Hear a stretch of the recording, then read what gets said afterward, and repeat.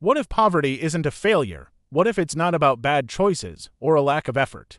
What if poverty is something designed? If that sounds uncomfortable, it's because it challenges everything you were ever taught.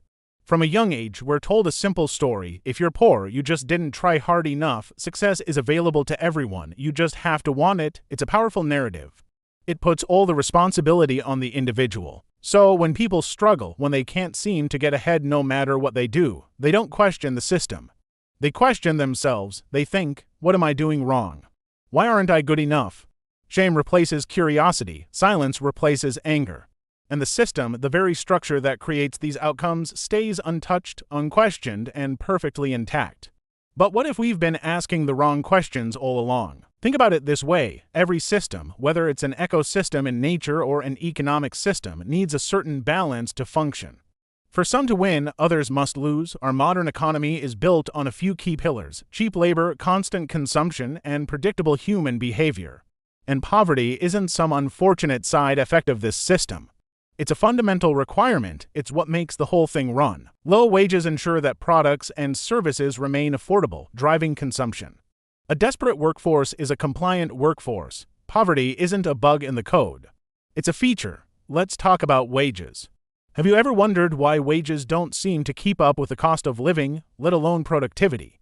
If wages had risen in line with worker productivity over the last few decades, the average person would be significantly wealthier today. But they haven't, and that's not an accident. Low wages aren't just about saving a company money. They are a tool for control. They create dependence on an employer. They create obedience because you can't afford to lose your job. And most importantly, they create a constant, underlying fear of loss. When your survival is uncertain, when you're living paycheck to paycheck, you don't have the time, energy, or security to resist or demand change. You're too busy just trying to stay afloat, and then there's the debt engine. Debt is one of the most powerful tools for maintaining this structure. It doesn't just trap individuals, it traps entire generations. Think about student loans, credit cards, medical bills. These forms of debt do something very specific. They turn your future income into present control. You're not just working for today's expenses. You're working to pay off yesterday's needs. You work for a tomorrow that you haven't even reached yet, but which someone else already owns. It ensures you keep running on that hamster wheel because stepping off means defaulting, and the consequences of that are designed to be terrifying. Debt isn't just a financial instrument, it's a mechanism of social control.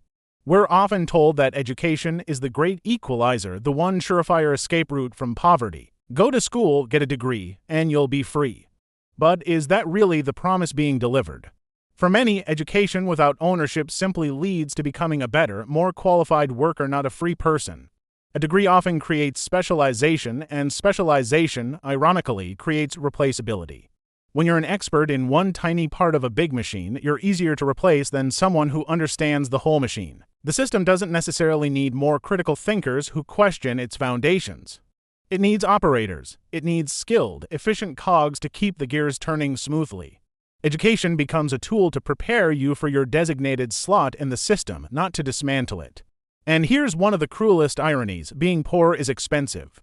It costs more to have less. If you can't afford to buy in bulk, you pay more per item. If you have bad credit because you've struggled financially, you pay higher interest rates on loans and credit cards.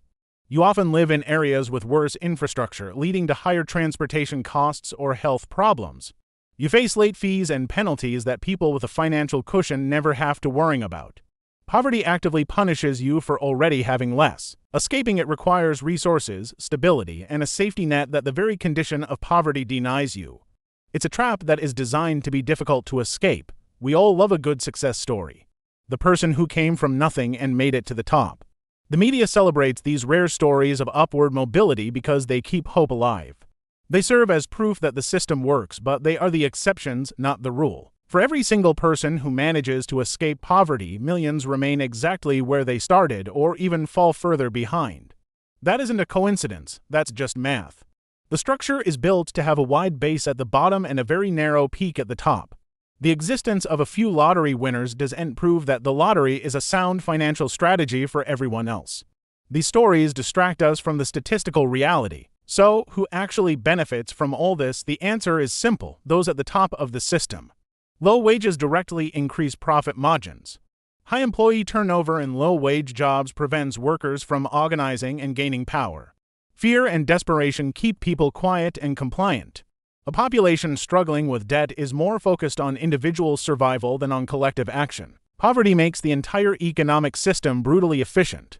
And in our world, efficiency is rewarded above all else. It's not a conspiracy. It's just a system operating exactly as it was designed, rewarding the behaviors that reinforce its own structure.